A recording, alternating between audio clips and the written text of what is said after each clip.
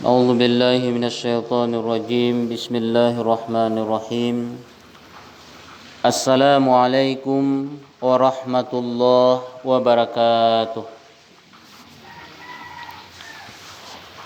الحمد لله رب العالمين وبه نستعين على أمور الدنيا والدين أشهد أن لا إله إلا الله وحده لا شريك له وأشهد أن محمدا عبده ورسوله لا نبي بعد أما بعد.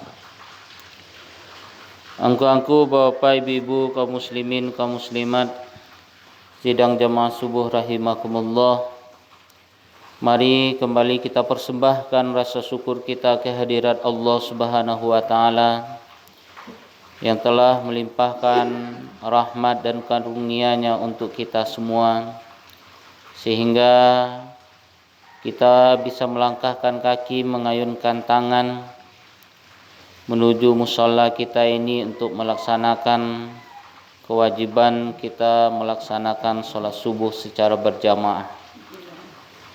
Mudah-mudahan ini semua diterima oleh Allah Subhanahu wa taala sebagai amal ibadah mulia hendaknya. Amin amin ya rabbal alamin. Salawat beserta salam kita sampaikan kepada junjungan kita Nabi besar Muhammad sallallahu alaihi wasallam. Allahumma shalli ala Muhammad wa ala ali Muhammad, yang telah meninggalkan dua pusaka pedoman hidup untuk kita semua, yakni Al-Quran dan Sunnah. Selama kita berpegang teguh kuat menjadikan keduanya menjadi tuntunan, petunjuk dan pedoman hidup, insyaallah kita akan selamat hidup di dunia dan selamat pula hidup di akhirat kelak. Amin ya rabbal alamin. Bapak Ibu, kita lanjutkan ke ayat yang ke-39 dari surah Al-Baqarah.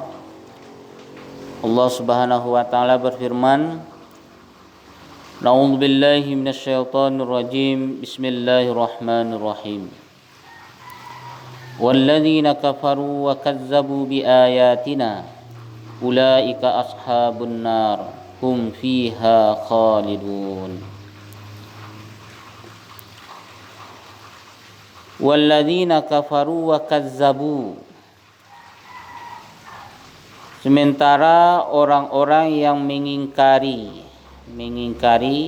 ya, kufur ya, engkar, wa kazzabu dan mendustakan, bi ayatina ayat-ayat kami, bukan satu ayat tapi banyak ayat. Ulaika ashabun nar, mereka itulah penghuni neraka.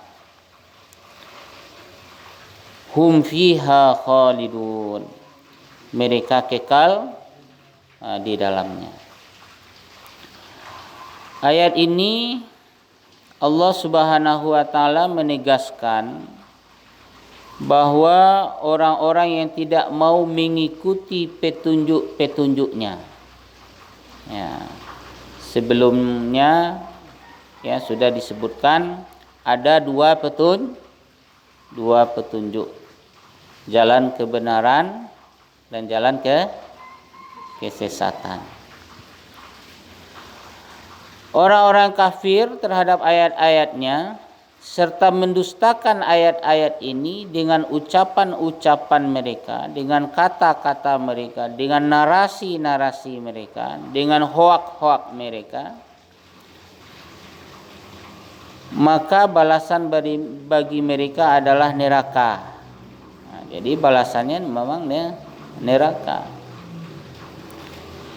Keingkaran terhadap ayat-ayat Allah Subhanahu wa taala adalah suatu kekafiran. Jadi kekafiran, baik kekafiran itu disebabkan karena tidak percaya atas kebenaran ya Rasulullah sallallahu alaihi wasallam,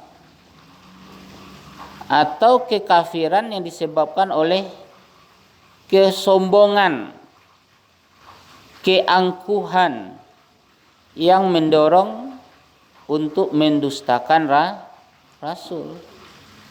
Ya. Jadi kapia ko Bapak Ibu munculnya ada dua sebab. Ya. Sebab yang pertama itu memang batu-batu yang tidak percaya kepada Rasulullah Sallallahu Alaihi Wasallam yang mengajarkan kalimah tauhid, ya, la ilaha illallah, tidak ada Tuhan selain Allah. Tapi juga kekafiran yang disebabkan oleh kesombongan, keangkuhan yang ada di dalam diri, ya, yang pada akhirnya mendorongnya untuk mendustakan. Semua orang kafir jahiliyah dulu, Bu, ya, dia percaya kepada Nabi, kepada Muhammad. Bahkan Muhammad dari kecil lah dia gelar Al-Amin, orang yang dapat dipercaya. Bahasa kita orang, siapa yang berhak meletakkan batu Hajar Aswad dalam renovasi Ka'bah itu. Akhirnya sepakat mereka mengangkat, ya, Nabi untuk mangke Hajar Aswad. Tiuk kepala suku tu pacik lah, ya, sudut-sudut tapi daripada kain, ya. Kan percaya tu. Tetapi ketika Nabi diangkat menjadi Rasul, hendak percaya lah dah, ya. Disabit lagi lo, disabit lah paduto, macam-macam, ya, karena disebabkan oleh kesombongan dan keangkuhan. Ada kesombongan dan keangkuhan tu biasanya Nabi orang Bani Israel, kini orang Arab yang jadi Nabi. Biasanya ya kastanya atau kalanganinya. Kini dah. Begitu juga orang-orang yang bangsawan. Kalau ikut lo diangkat ko, awak laksanakan lo ajarannya ko, habis ko, bangkrut ko, ya. Ya, inyo merdekakan budak-budak, sementara budak-budak ko piti wak mah. Kan begitu. Mengenai mereka ini Allah Subhanahu wa taala berfirman kepada Rasul. Firman Allah Subhanahu wa taala, fa innahum la yukazzibunaka walakinnaz zalimina biayatillahi yajhadun. Jangan lai bersedih hati, ya, jangan lai bersedih hati, kata Allah kepada Nabi awak, ya, karena orang tu kafir, orang tu mendustakan. Karena sebenarnya mereka bukan mendustakan engkau Muhammad, tetapi orang-orang yang zalim itu mengingkari ayat-ayat Allah Subhanahu wa taala. Jadi tambah kuatlah, ya, Nabi dihibur oleh Allah Subhanahu wa taala, ya, menyampaikan dakwah. Kalau tidak, ya, sabari itu perjuangan Nabi menyampaikan dakwah dihina, ya. Kalau dihina kok mungkin masih tabah aja lah talingo, enak, disabit gilo, disabit panduto, macam-macam, enak, ya. Tapi diiringi dengan, ya, intimidasi, ya, tindakan kekerasan diludahi. Itu dah kata-kata lah itu dah. Enak. Kalau awak diludahi, tak boleh tabi darah merah kan. Darah dia merah, darah merah aja. Ang lu kan model. Tapi Rasulullah, ya, dia tidak membalas kejahatan orang lain dengan, ya, perbuatan yang serupa. Nabi maafkan, ya. Karena Nabi berkeyakinan orang ko dia ndak tahu makanya melakukannya. Cobalah tahunya kebenaran agama ko, dakwah ko, pasti ndak mau melakukan hal semacam itu. Ya akhir-akhirnya orang yang biasa menghina Nabi, melecehkan Nabi, mengintimidasi Nabi, akhirnya masuk Islam. Karena dakwah itu disampaikan secara lemah lembut, secara santun, ya, secara terhormat. Nabi tidak paso-paso, ya. Nabi tidak melakukan kekerasan, ya. Nabi tidak menggunakan pedang, ya. Kalau menggunakan pedang kan orang terancam. Kalau orang terancam nyawanya, ba'a demi nyawanya namanya ya enak ngaku-ngaku beriman. Tapi Nabi tidak menginginkan hal semacam itu. Beriman itu muncul dari kesadaran rohani. Bapak Ibu yang dimuliakan Allah Subhanahu wa taala, ya. Maka dakwah itu memang harus disampaikan dengan cara bil hikmah, ya. Bil hikmah. Ya, biarkan orang lain mengambil kesimpulan, ya, hikmahnya. Diludahi, dicaci, kadang-kadang lemparan kotoran unta, dilemparan ke Nabi, enak, ya. Tapi Nabi tidak membalas. Lah model iku wak perlakukan indah saja. Iku manusia atau manusia kok. Gitu. Pada akhirnya ya hanya mengakui ini bukan orang sembarangan yang bisa melakukan, ya, akhlak, ya, hikmah yang begitu sempurna, ya. Bahkan itu menjadikan sebab hidayahnya banyak orang.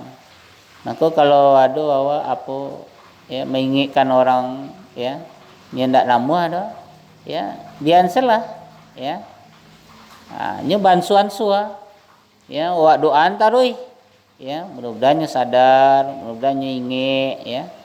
Batu kare kalau aye istiqomah manitia, ya, dia te batu tu lamu-lamunya jadi laswang balubang, ya.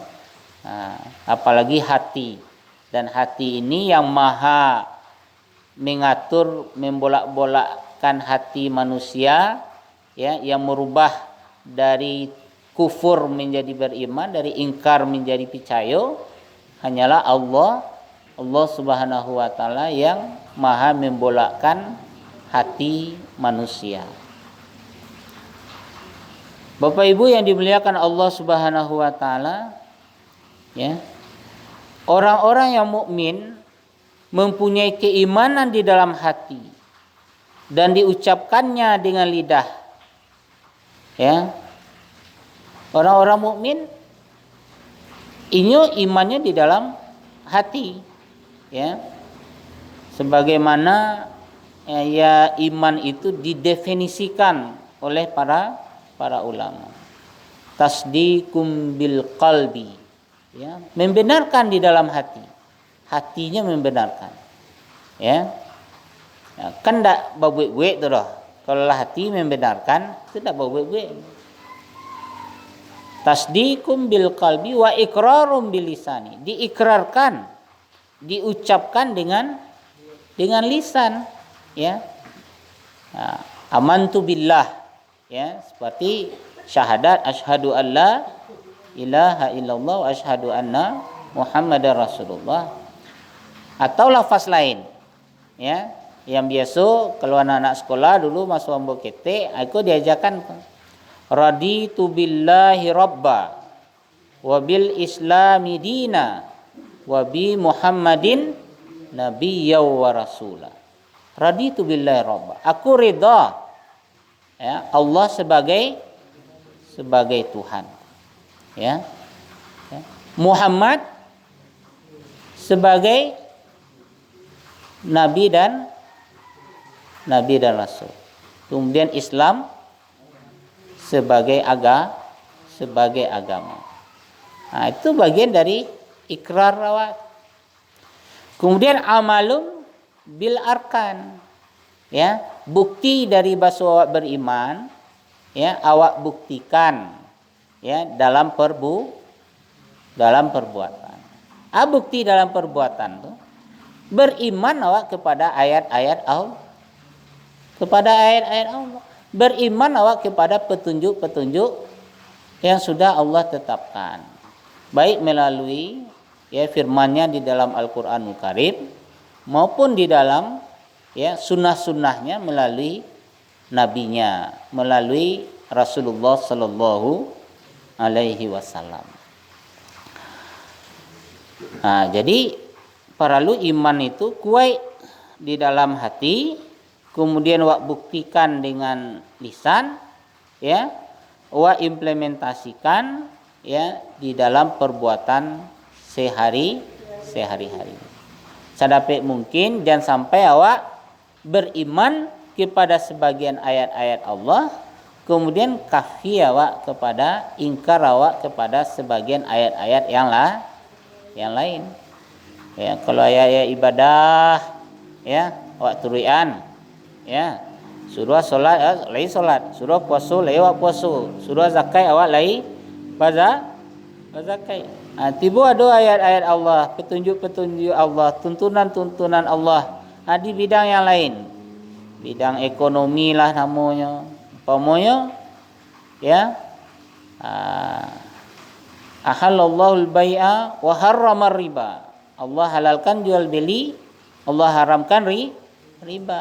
Tapi awak masih berkutit dengan riba. Itu berarti alun beriman awak secara sempurna.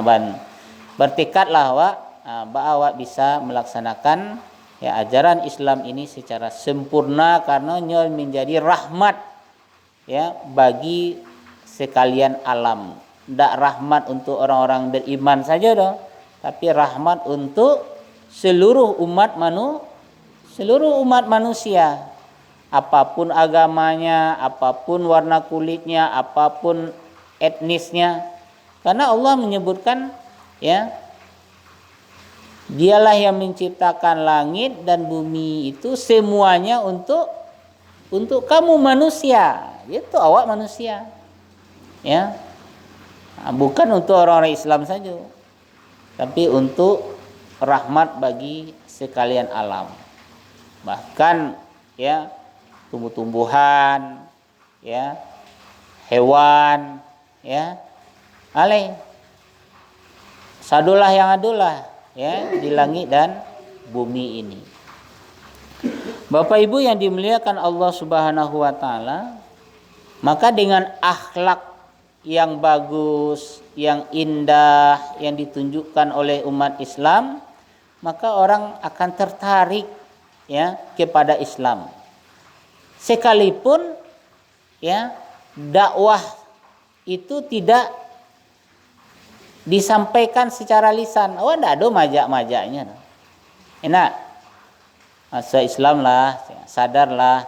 Tapi kadang dengan akhlaknya orang-orang yang beriman, ya itu sudah menjadi daya tarik tersendiri dan dakwah yang begitu indah dan santun bagi ya orang-orang yang lain yang masih ingkar.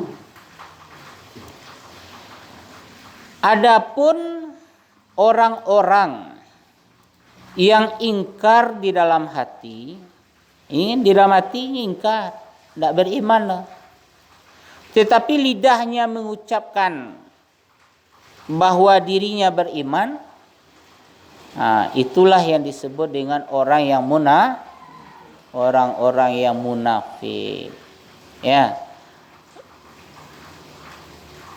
Beda yang di dalam hatinya dengan yang ditampakkan. Ya, zahirnya menyalahi apa yang ada di dalam batinnya. Ya, kadang orang yang hipokrit, kece orang, ya di mukanya senyum, di dalamnya menggerutu. Ya, enak. Atau mencibia, ya. Maka orang yang munafik ini tempatnya juga adalah di neraka, ya. Bidarkil asfali minan nar, ya, di tempat yang paling ya, rendah atau paling dalam, ya, di neraka jahanam.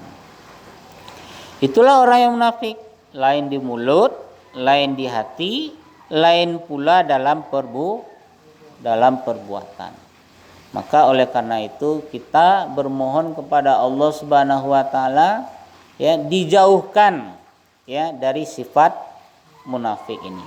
Salah satu caranya itu adalah, ya, kita berusaha untuk melaksanakan sholat secara berjamaah, ya. Bagaimana Hamka mengatakan, ya, pernah mengatakan, kalau menengok orang yang beriman, tengoklah, ya, di masjid, di waktu di masjid musala atau surau di waktu subuh, ya, itu tengok orang yang beriman. Tapi kalau menengok orang Islam, tengoklah di saat hari raya, enak. Biasa nak pakai koko, kini lah pakai koko. Biasa nak pakai peci, lah pakai peci. Biasanya indak solat, pai solat hari raya. Solat hari raya lo, ya. Barangkali solat dalam setahun, ambo solat hari raya saya, Idul Fitri, Idul Adha ndak aja. Maka orang-orang seperti ini perlu kita ingatkan, ya, kewajiban kepada Allah Subhanahu wa taala yang menjadi kewajiban pribadinya yang mutlak harus dilakukan. Sekian banyak ibadah, ya, yang diwajibkan untuk awak enak. Salat ikolah, ya, satu-satunya yang punya kewajiban yang mutlak. Indak boleh indak, ya. Lai awak berasiah, ya, enak. Kalau tiba padusi suci dari haid dan nifas, ya, tiba laki-laki awaklah akil balik, enak. Sakit awak kan boleh solat dalam keadaan duduk, kan boleh wuduk dengan tayamum kalau memang juaya ndak bisa, ya, ndak bisa duduk, ya, berbaring malah ndak bisa berbaring dengan kedipan mata malah. Yang hati aku kan alun dicabutnya dari Allah kesadaran nih. Di saat itu kewajiban untuk melaksanakan sholat masih tetap. Kalau orang sedang diimpus, ya, atau umpamanya dibius, ya, orang ke operasi, kadang biusnya sekian lama baru sadar, nama 3 hari, enak, ya. Kan sekian kali lo sholat lewat. Bilonya sholat di saatnya sadar bangun, ya. Sholatnya sholat subuh ambo dulu kita tinggal sholat subuh ambo sekian kali, ya, lakukanlah balik, ya. Yang bisa qada itu, ya, itulah, ya, orang yang kewajiban untuk melaksanakan sholat itu ketikonya sadar. Orang gilo ketikonya sadar, enak. Orang lupa ketikonya ingat. Itu kewajiban, ya. Ndak bisa ditinggalkan karena sholat itu adalah tiang agama dan amalan yang menjadi ukuran atau barometer nanti waktu dihisab nanti di akhirat kelak. Kalau batua sholat awak dipandang batua lah amal-amalan yang lain. Tapi kalau sholat awak ndak batua, ya, tentu wasalema amalan-amalan yang lain. Kenapa? Karena sholat itu mencegah perbuatan keji dan mungkar. Nah itu. Kalau menengok orang beriman, tengok di masjid, musala, surau, ketika sholat dikumandangkan. Bahkan, ya, dalam suatu riwayat juga disebutkan, kalau awak iko mampu untuk sholat, kan ada sholat 40 hari namanya mah, 40 enak. Ada yang 40 hari, ada yang 40 waktu. Kalau di Makkah bisa tu ada solat arba'in nama. Solat arba'in tu 40 waktu. Ya. Indak tak tinggal takbiratul ihram doh. Ya, bisa berjamaah, maka Allah akan cabut awak dari sifat munafik di dalam hati awak. Akan Allah cabut. Kemudian nanti kalau awak menyeberang ya siratal mustaqim, ya awak bisa menyeberanginya dengan secepat kilat. Itulah Bapak Ibu pengajian subuh kita. Wallahu a'lam. Allah yang lebih mengetahui. Mudah-mudahan Allah kuatkan iman, Allah kuatkan ketakwaan awak jago, Allah jago awak ya untuk selalu istiqomah menjalankan agama. Mari kita tutup dengan doa kifarat majlis. Subhanakallahumma wa bihamdika asyhadu an la ilaha illa anta astaghfiruka wa atubu ilaik. Assalamualaikum warahmatullahi wabarakatuh.